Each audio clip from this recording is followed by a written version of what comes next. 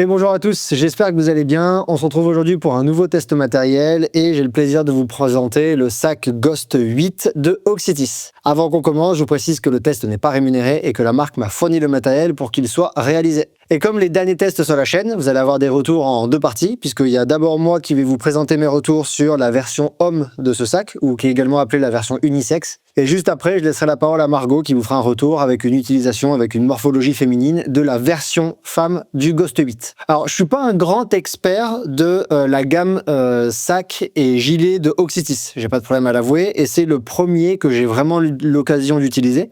J'ai déjà pu enfiler, porter dans un magasin un autre modèle il y a 2-3 ans de ça au moins, mais j'ai jamais vraiment utilisé un sac Auxitis. C'est la première fois que j'utilise ce sac. Donc, c'était un peu une découverte de ce système de portage qui est un peu atypique parce qu'il y a plein de caractéristiques sur lesquelles on va revenir dans la vidéo qui font que Auxitis propose des sacs qui sont quand même différents de ce qu'on retrouve ailleurs sur le marché, chez les sacs concurrents. J'ai quand même essayé de faire une analyse un petit peu de la gamme Auxitis et j'ai l'impression qu'on retrouve deux grandes familles de portage chez cette marque. Il y a d'une part ce qu'ils appellent les gilets d'hydratation et d'autre part les sacs d'hydratation. Si j'ai bien compris, les gilets, c'est plutôt les portages qui sont orientés compétition, performance, avec plusieurs volumes dedans, mais qui vont jamais très haut. Mais voilà, il y a plusieurs modèles dedans. Et les sacs, c'est du portage qui est un peu moins technique de manière générale, peut-être moins orienté performance, et plus orienté polyvalence, par exemple, trail, rando trail, balade, peut-être même quotidien actif, je sais pas trop. Bref, quoi qu'il en soit, ce que je vous présente aujourd'hui, moi là ici, ce qu'on va vous présenter avec Margot, c'est le sac Ghost 8,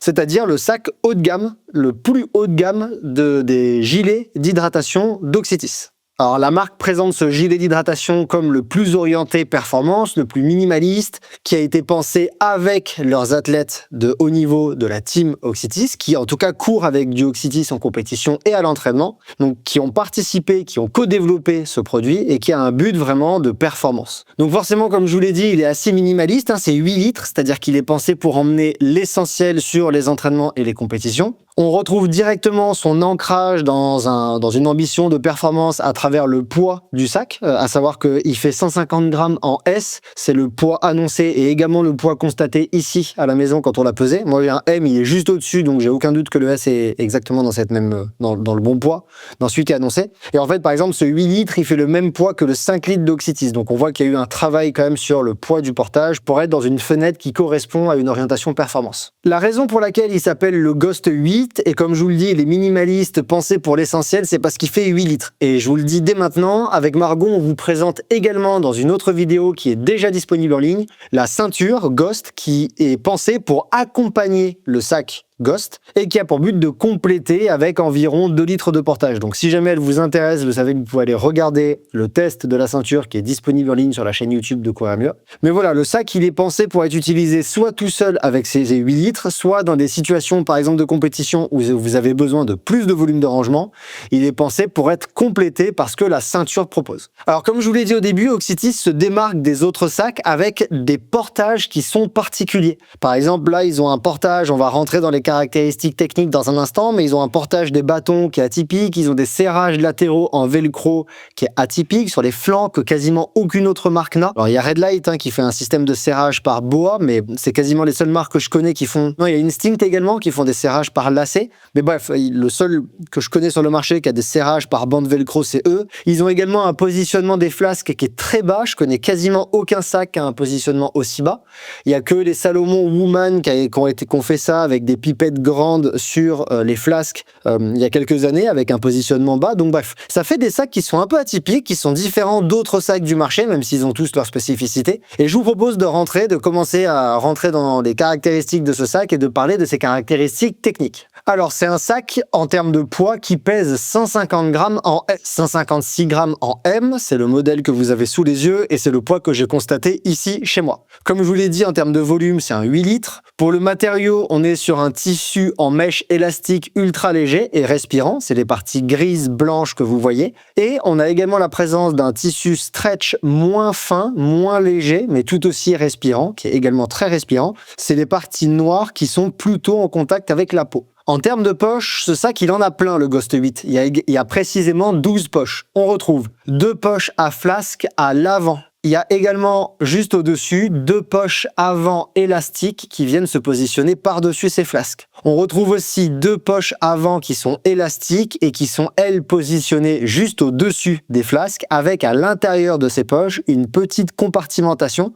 par un petit tissu à l'intérieur, et dans la poche droite, il y a la présence d'un sifflet. On a également 2 petites poches latérales élastiques sur les serrages latéraux, sur les serrages en velcro qui viennent se positionner sur le flanc du sac. Ensuite, à l'arrière, on a une grande poche dorsale qui est plaquée au dos et qui fait toute la hauteur du sac, également toute la hauteur du dos. Par-dessus cette dernière, on a une grande poche dorsale superposée, qui est donc par-dessus celle qui est plaquée au dos. Ensuite, on a aussi de manière transversale une poche arrière transversale étanche qui est plaquée en bas du dos et qui se ferme par une fermeture éclair. Et enfin, on retrouve une poche arrière transversale en tunnel qui est par-dessus toutes les autres et qui présente des bandes anti-glisse à l'intérieur, aux extrémités droite et gauche, donc à l'entrée et à la sortie de cette poche tunnel, et qui a pour but d'accueillir par exemple les bâtons. Mais vous pouvez également mettre autre chose dedans. Donc le portage des bâtons se fait par cette poche tunnel que je viens de vous présenter. Il faut savoir que le sac n'est pas compatible avec un carquois. Il n'est pas non plus compatible avec une poche à eau, même s'il y a des passages, des sortes de passages pour un tube qui vont de la poche arrière à l'avant, comme pour faire passer une pipette. Il n'y a rien pour maintenir une poche à eau dans le sac, donc pour moi le sac n'est pas compatible avec une poche à eau. Il permet d'accueillir 2 flasques de 500 ml qui sont fournies à l'achat avec de longues pipettes qui montent des poches présentes sur le flanc, du niveau sur le flanc jusqu'à la bouche. La position des flasques est bas et légèrement vers l'extérieur, en tout cas plus bas que la majorité des sacs du marché et avec une légère inclinaison.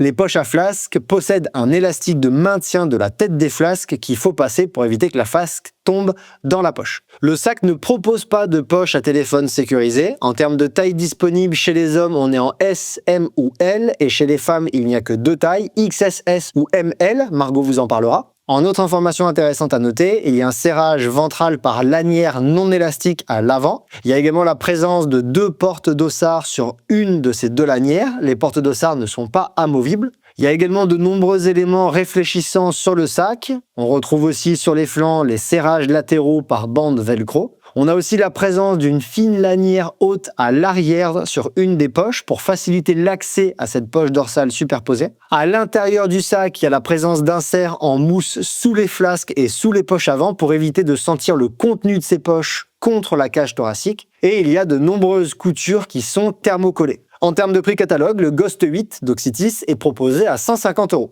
Alors concernant le test, c'est peut-être un des sacs avec lequel j'ai dernièrement passé le plus de temps. Parce qu'en fait, je l'ai en test depuis 1 mois et demi. Et comme c'est un modèle que je connaissais pas du tout, c'est la première fois que j'utilisais du Oxytis, et j'avais vraiment l'ambition, le souhait de passer beaucoup de temps avec ce sac sur le dos pour vraiment le tester dans plein de conditions différentes, dans plein de contextes différents, et vraiment découvrir ce type de portage et pouvoir vous faire mes retours les plus larges possibles. Donc il a beaucoup de kilomètres avec moi, je l'ai utilisé plus ou moins chargé, mais je l'ai surtout utilisé bien chargé, et vraiment souvent avec un chargement qui correspond à ce qui est demandé sur la plupart des courses et même la plupart des ultras. À savoir que j'ai mis dedans tout le matériel obligatoire, à l'exception de l'alimentation, j'en reparle dans 2 secondes, tout le matériel obligatoire qui est demandé sur le Val d'Aran 100 km. Donc ça fait quand même vraiment beaucoup de matériel. Il y a le collant, le pantalon imperméable, la veste chaude, la veste imperméable, le sac de couchage de survie. Bref, il y a plein de choses qui fait que le sac était quand même souvent bien rempli. J'ai fait différents types de sorties avec, j'ai fait un petit peu d'intensité mais pas beaucoup.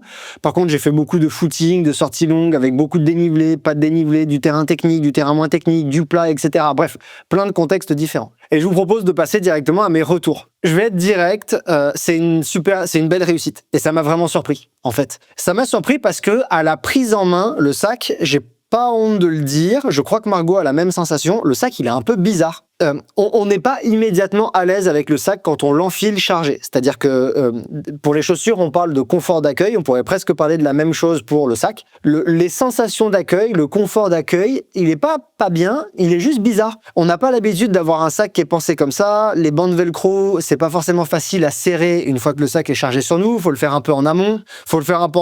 C'est un sac que je découvrais, donc j'ai dû réfléchir à comment est-ce que j'organisais le portage. Les flasques sont basses avec ces grandes pipettes, moi j'ai jamais eu un sac comme ça, donc au début c'est juste un peu bizarre. Peut-être que si vous le passez en magasin, c'est la sensation que vous pourriez avoir, c'est un peu étrange. Mais en fait, à l'utilisation, il m'a vraiment surpris. Et c'est pour ça que j'étais content de faire ce test et qu'au final, je l'ai utilisé aussi souvent que ça. C'est parce que c'était une belle réussite et je suis pas loin d'être bluffé par ce que ce sac a à proposer. La première chose sur laquelle je veux faire un retour, c'est sa stabilité. Elle est vraiment très très bonne et je suis ultra taxation là-dessus. Donc si je vous dis ça, c'est que je pense qu'elle est vraiment parmi les meilleures stabilités que j'ai pu tester. Le sac, il bouge pas. Autant la stabilité arrière est excellente. Vraiment, le mesh élastique, là, il est très bien. Il maintient très bien tout le contenu en place. Donc ça, il n'y a pas de souci. Mais quand on parle de stabilité, on pense aussi beaucoup à ce qu'il y a à l'avant. La plupart du temps, j'ai utilisé ce sac avec les flasques remplies, évidemment, et de l'alimentation plutôt dans les poches avant. J'ai très rarement mis mon téléphone. Je vous explique pourquoi dans 2 secondes.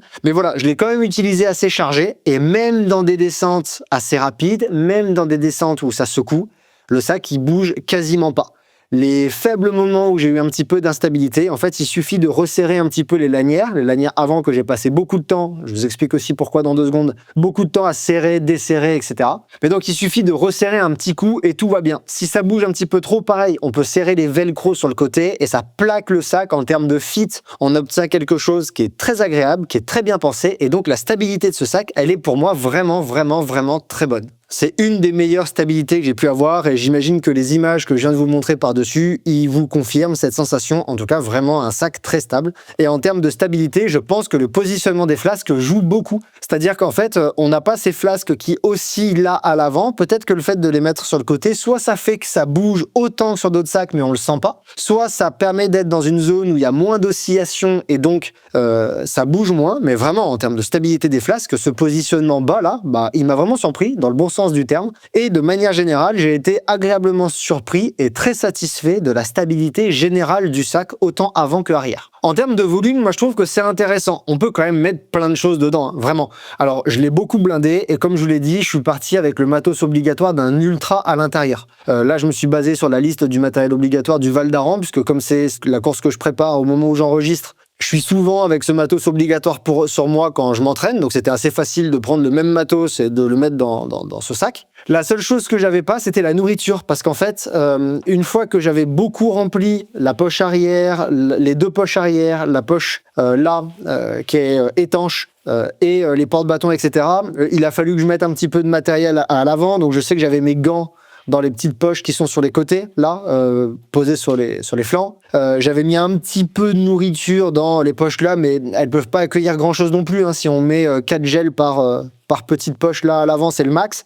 Pareil, on peut mettre un petit peu de gel à l'avant, mais en fait, j'avais pas toute la nourriture que je pourrais prendre sur les grandes portions d'autonomie. Et donc, j'ai utilisé la ceinture qui est pensée pour compléter le sac. Mais en fait, je vous parle du matos obligatoire pour un 100 km. Si on reprend la liste du matériel obligatoire de plein de courses qui sont sur des longueurs moins grandes ou qui ont des listes un peu moins à rallonge, alors, le but n'est pas dans cette vidéo de faire une critique du matériel obligatoire, mais si on prend des listes qui sont un peu moins à rallonge, en fait, vous avez quand même beaucoup de volume dans ce 8 litres. C'est un beau 8 litres et il y a de la place. Après, j'ai la chance d'avoir un matériel qui est optimisé puisque je fais beaucoup de tests matos. Donc maintenant, je commence à avoir du matériel qui est pas mal compact, etc., du bon matos. Donc peut-être que si vous avez du matériel un peu moins optimisé, vous n'aurez pas la même sensation. Mais je trouve quand même que déjà avec les 2 grandes poches dorsales intégrales, on en range beaucoup des choses. La seule petite chose qui a à garder en tête, ça m'a un peu surpris, mais il faut le savoir, c'est qu'en fait, cette poche arrière étanche, elle est très bien, elle est étanche, vous pouvez mettre quelque chose dedans sans sac congélation par exemple pour éviter que ça prenne l'eau, il n'y a pas besoin, je l'ai testé, ça marche très bien.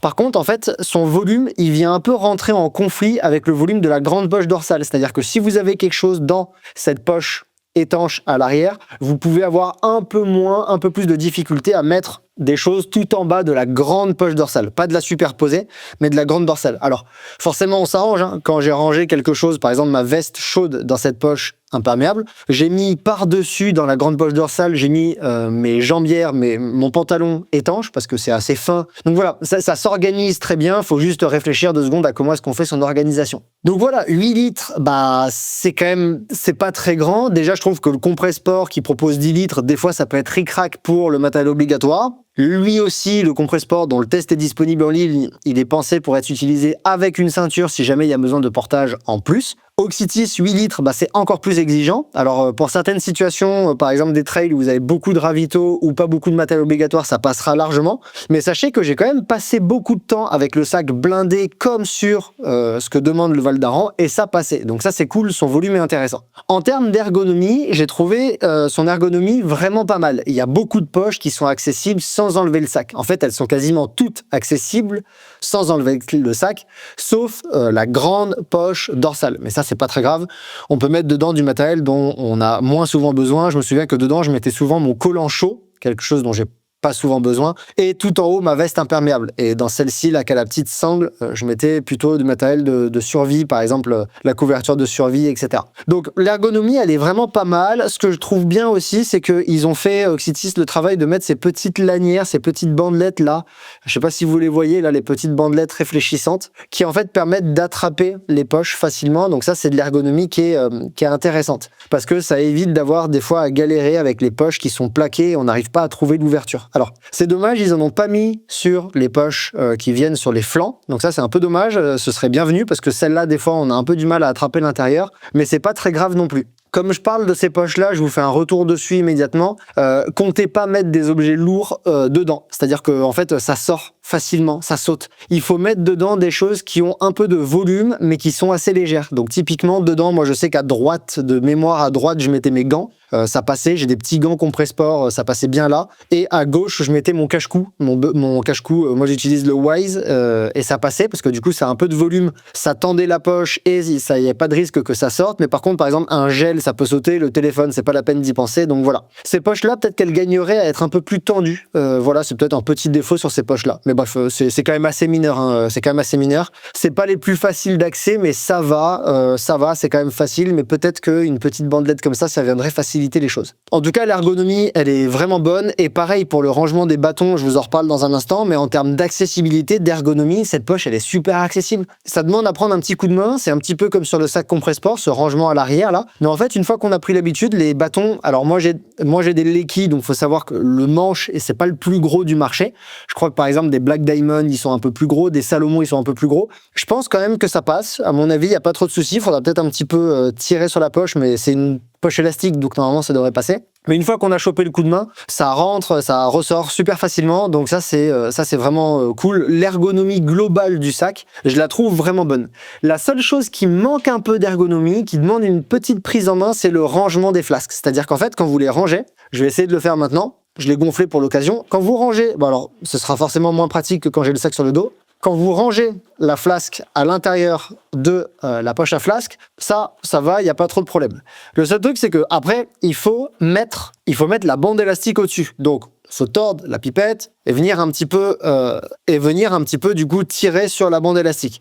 Et ensuite, il faut mettre la pipette là dans le passage pour qu'elle soit plaquée. Donc c'est peut-être la seule chose qui demande une petite prise en main, un petit coup de main, mais j'ai quand même trouvé ça vraiment facile. Franchement, ça prend peut-être 5 secondes de plus, 10 secondes de plus que sur d'autres sacs. Bon, franchement, je suis pas au point de chipoter à 10 secondes de plus pour ranger la flasque dans le sac. Donc voilà, pour moi, c'est vraiment pas un problème et l'ergonomie, elle est quand même de manière générale vraiment très bonne. J'ai connu des sacs avec vraiment une moins bonne ergonomie, donc franchement, c'est super cool. Après, je vous l'ai dit, les réglages latéraux, ils sont intéressants. Ça fait que le fit global du sac, il est pas mal.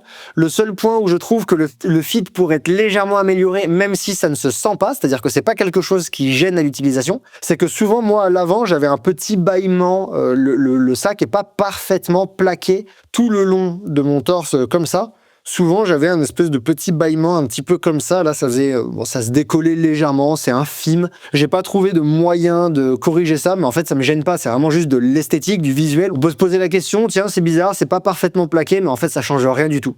Donc voilà, je trouve que le fit global du sac, il est quand même vraiment très bon. Hein. On a vraiment ce côté gilet, c'est peut-être pour ça qu'il n'est pas dans la catégorie sac de Oxytis, parce qu'on retrouve cette sensation gilet. Alors, elle n'est pas aussi prononcée que sur le Compressport, par exemple, lui, où on a vraiment une espèce de t-shirt, mais elle est quand même, je trouve, plus prononcée que par exemple sur le Salomon Advanced Skin 12 que je vous ai testé récemment. Typiquement, je trouve qu'on a plus ce côté gilet que sur le Advanced Skin. Concernant le porte-bâton, je vous ai dit, je reviendrai dessus, c'est une vraie réussite, c'est super stable et super bien pensez. Moi, je trouve que c'est un des meilleurs portages de bâton comme ça. Je l'ai déjà dit dans le test du Compressport, moi, je suis pas un grand fan des carquois. Je trouve que ça bouge, je trouve que les bâtons, ils s'entrechoquent, ça fait du bruit. Sur 1 heure, ça va. Quand ça fait 2 heures, 3 heures que les bâtons s'entrechoquent, franchement, moi, ça me gonfle rapidement. Là, c'est pas le cas. Alors, il y a des gens qui vont dire ouais, c'est agaçant parce que on peut avoir les bras qui touchent.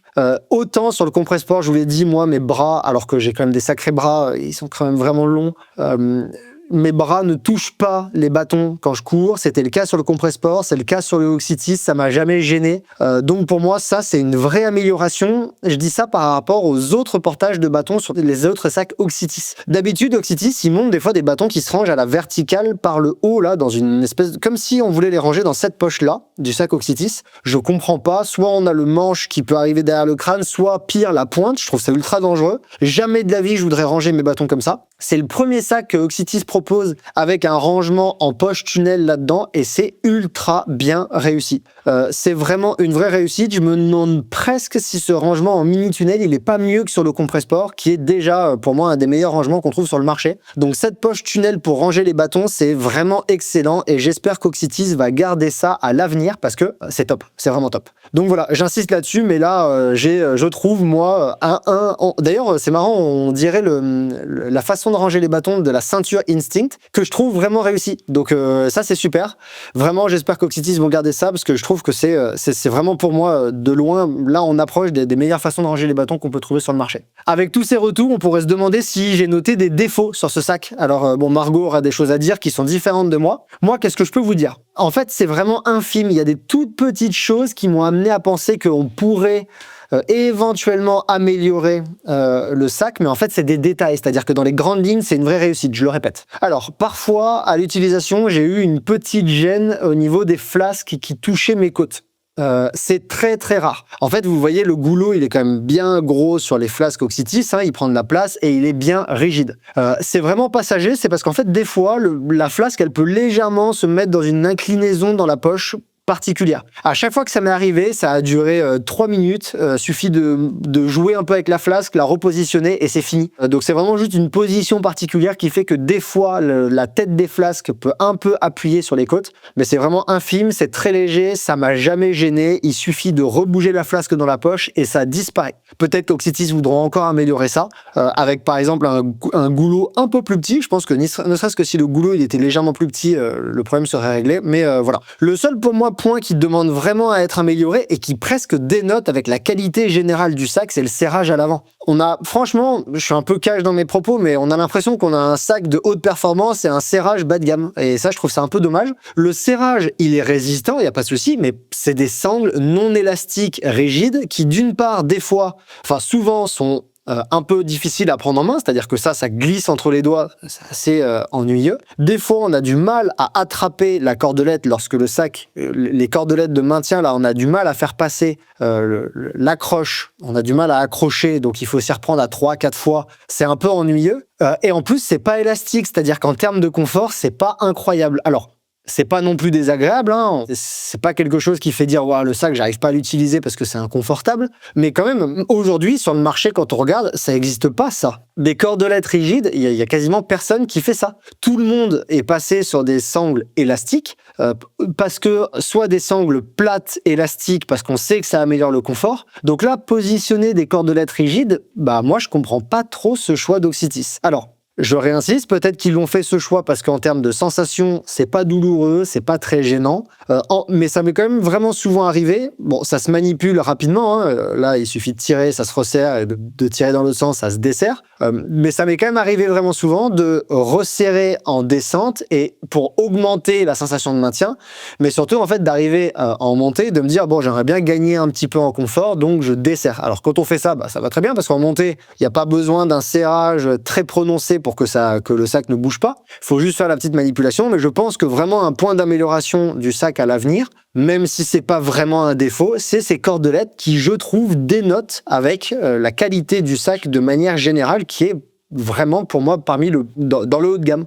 On retrouve plein de choses du haut de gamme, et là d'un seul coup Oxytis nous propose un serrage avec une espèce de cordelette rigide. Je comprends pas. Et est-ce qu'il y a d'autres défauts? Ben moi j'en ai quasiment pas à noter. Alors oui, On peut se questionner sur le volume de 8 litres. Alors comme je vous l'ai dit, le sac est pensé pour être utilisé si besoin en complément de la ceinture. Peut-être que la ceinture dont le test, vous le retrouverez en ligne, peut-être qu'un volume de 10 litres, ce serait un peu plus approprié, un peu plus polyvalent. Je sais pas. En tout cas, c'est un choix. Ce qui est sûr, c'est que par exemple, si vous allez faire un UTMB avec, ça peut être compliqué. Néanmoins, comme je vous l'ai dit, j'ai déjà rangé plein de choses dedans et le sac est pensé pour être utilisé en interaction avec la ceinture.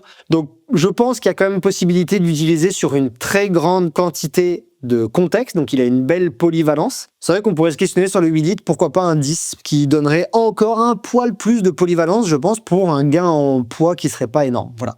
Moi tout ce que j'ai à vous dire sur ce sac. Je passe la main à Margot qui va vous faire, elle, ses retours également. Bonjour à toutes et tous, c'est Margot pour Courir Mieux. Alors honnêtement, pour moi, ce sac a été une vraie bonne surprise. Quand je l'ai pris en main la première fois, j'avais quelques doutes. Visuellement, je comprenais pas vraiment comment il allait bien se positionner sur moi, et je dois dire que c'était clairement un a priori un peu trop rapide. Parce qu'à l'usage, j'ai trouvé que le confort était vraiment excellent. Pour moi, le premier gros point fort de ce sac, c'est la stabilité. Le sac, il se plaque très bien contre le haut du corps. Le système de serrage est super bien pensé parce qu'on peut l'ajuster aussi bien à l'avant avec les petites sangles qui sont ici, mais aussi bien sur les côtés avec les velcro qu'on a là sur le côté du sac. Donc ça permet vraiment un ajustement précis et de pouvoir aussi moduler l'ajustement du sac au cours des sorties. Par exemple, en montée, s'il y a besoin d'ouvrir un peu le sac pour respirer plus facilement, il suffit simplement de tirer un peu sur les petites tirettes et ça s'ouvre très facilement. Pareil pour resserrer, c'est vraiment un geste rapide. Et si on a besoin aussi d'ajuster sur les côtés, ça se fait vraiment bien, même tout seul. Un autre point que j'ai vraiment apprécié qui améliore à mon sens la stabilité, ça va être le placement des flasques qui sont positionnées vraiment sous la poitrine et un peu sur le côté. Et elles vont vraiment bien se plaquer sur le corps. J'ai trouvé que ça a amélioré la stabilité par rapport à d'autres sacs que j'avais pu tester. Donc même en descente, même quand les flasques sont un peu vides ou au contraire remplies, j'ai trouvé que c'était vraiment très bien. Pour moi, un autre point positif de ce sac, ça va être sa contenance. Franchement, je trouve qu'il n'y a rien à dire. C'est vrai que c'est un 8 litres, mais au final, il y a quand même la place de mettre tout ce qui est essentiel dedans. Donc tout le matériel obligatoire pour une course, la nourriture, j'avais là la place par exemple pour mettre un pull et une veste. J'ai trouvé que c'était largement suffisant. Donc après c'est vrai que c'est possible d'ajouter la ceinture si on a besoin. Moi par exemple je préférais mettre le téléphone dans la ceinture si j'ai les deux. Mais en dehors de ça je trouve que c'était très bien pensé. Un troisième point qui peut être sympa, c'est plus peut-être gadget qu'essentiel, mais ça peut être utile, c'est qu'on peut détacher les velcro latéraux et faire tourner le sac sur soi-même pour accéder à la poche dorsale en la passant à l'avant. J'ai pas eu besoin de le faire, mais ça peut être utile en fonction de ce qu'on a mis tout au fond du sac, si jamais on n'est pas assez souple pour attraper ce qu'on a mis dans le fond du sac en passant par le haut. Un autre point qui est peut-être plus informatif, c'est que j'avais peur que le porte-dossard, donc qui est ici, et qui, une fois porté, se positionne en haut du torse, ballotte en fait à l'effort et fasse comme ça et tape avec les deux petits aimants sur moi. J'avais peur que ça me gêne. Au tout début où je porte le sac, je le sens, mais c'est vraiment une sensation que j'ai vite oubliée. Donc voilà, si comme moi vous êtes un peu sensible à ce genre de détails, j'ai pas trouvé que c'était gênant. Alors même si je trouve que globalement c'est un très bon sac, je peux noter quelques petits points faibles. Donc un point que je pourrais relever, qui est pas non plus un gros point faible mais un point d'intention, c'est que je trouve que les poches à l'avant, qui se trouvent ici, sur la flasque et sur le côté, elles sont un peu petites pour accueillir mon téléphone. J'avais eu le même souci sur le Ultron Evo 10 Pack de Compressport. Pourtant, mon téléphone, il est pas si grand, c'est pas une tablette non plus, mais je trouve que c'est un peu petit, c'est un peu galère à le faire rentrer. Donc là, je le coinçais, il sortait un peu. Donc, il n'est pas tombé, tant mieux. Mais c'est pour ça que je vous dis, par exemple, avec la ceinture, je trouve que c'est plus confortable. Ça me permet de le mettre dans la ceinture et pas de risquer de le perdre en route. Si ça, c'était un petit bémol, il y a un autre point qui, moi, est plutôt un point d'attention qui est important. C'est que pour moi, ces pipettes, elles sont trop longues. Et ça, c'est vraiment le détail en soi, mais qui m'a embêtée. En fait, à chaque foulée, elles viennent me taper dans la gorge. Donc, ça me fait pas mal, mais c'est ultra désagréable. Et à la longue, ça m'a un peu saoulée. Donc, je sais pas comment c'est possible d'améliorer ça. J'ai essayé de les coincer. En fait, là, il y a un petit élastique qu'on voit à l'avant du sac ici. Et j'ai essayé de vraiment les mettre sur le côté comme ça. Mais en fait, avec le mouvement, elles reviennent toujours se remettre dans l'axe et taper. Je me suis dit que peut-être une solution, c'était de les couper pour les raccourcir. Mais j'ai pas réussi, même en tirant assez fort, à les enlever ici du goulot de la flasque.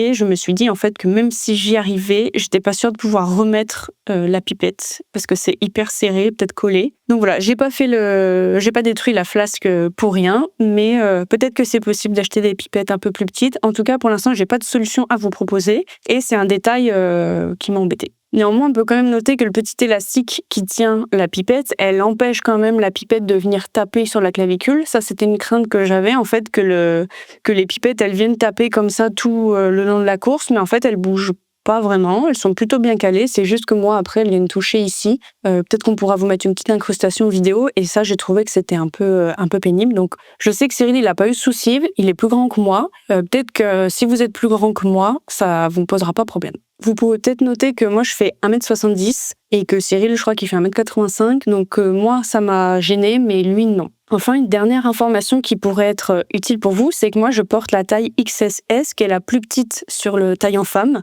et elle m'allait parfaitement.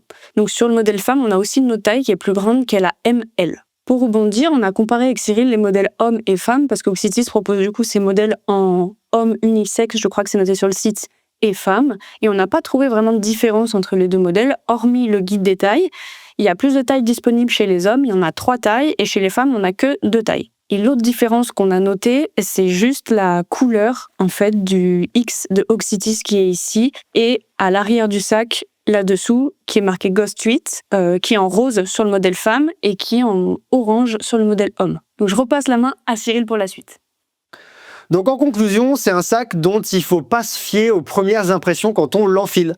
En tout cas, moi, c'est vraiment ça que je retiens de ce sac-là. C'est une vraie réussite et Oxytis signe quand même un joli sac qui, je trouve, est d'une qualité ou en tout cas d'un niveau de performance supérieur aux autres sacs de sa gamme. C'est un sac qui est pensé pour des formats, je trouve, courts à longs, voire ultra. Soit si vous l'utilisez avec une ceinture en complément ou alors si vous avez par exemple beaucoup d'assistance et des ravitaux réguliers. Si je prends l'exemple du Val d'Aran, il n'y a que 2 ravitaux avec assistance sur 110 km avec 60 bornes au début tout seul, ça peut être compliqué. Sur le Saint-Jacques-Bayou-Tembe, il y en a 5 sur 140 km, donc là ça semble plus faisable.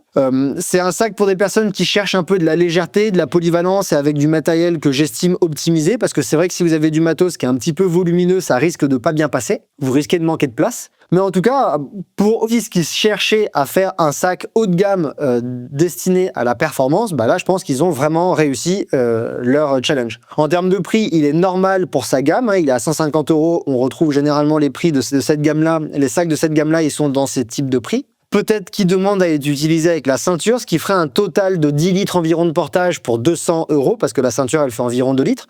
Mais la ceinture, elle est vraiment excellente. Je vous invite à écouter le test qu'on a réalisé avec Margot de celle-ci. En tout cas, moi, je trouve que ce sac, c'est une belle surprise, une vraie réussite, et je m'attendais pas à un sac d'une telle qualité. Donc là, Oxytis signe vraiment un très joli sac qui a vraiment beaucoup de caractéristiques pour être compétitif avec les autres sacs de cette même gamme. Je vais laisser Margot conclure maintenant. En conclusion, je trouve que c'est un très bon sac. Il est hyper confortable, il offre une très bonne stabilité. Donc même si vous avez une poitrine, je l'ai trouvé bien pensé. Il vient pas bouger sur la poitrine, il vient vraiment se caler à côté et ça, je trouve que c'est un vrai plus. Pour moi, il coche vraiment presque toutes les cases. Faudrait juste voir si vous supportez les pipettes, si elles viennent vous toucher ou pas. Ça se trouve, c'est quelque chose qui va pas vous gêner même si elles vous touchent.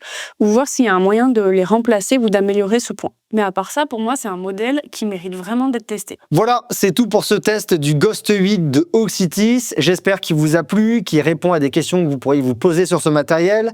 Si jamais il y a des points qu'on n'a pas abordés avec Margot et vous avez des questions, n'hésitez pas à les mettre en commentaire de la vidéo. On sera un plaisir de vous répondre. Si jamais ce test vous a convaincu et que vous voulez faire l'acquisition de ce sac, on vous invite à utiliser un des liens affiliés qui est disponible en description de l'épisode. Ça rétribue dans une petite partie notre travail. Je vous remercie d'avoir visionné cette vidéo jusqu'ici et je vous dis à très bientôt pour un autre test matériel ou un autre épisode du podcast.